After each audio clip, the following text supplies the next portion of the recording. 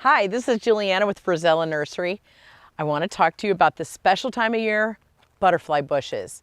And you can see the butterflies are going to start swarming all these bushes right now. So we have a couple different varieties. We have our Pugster series, which are dwarf ones, and they're going to be about 2 by 2. So if you love the butterfly bush but have a compact area, the Pugster ones are good for you. We have them in white, we have them in an amethyst, we have them in a deeper blue, which looks purple to me.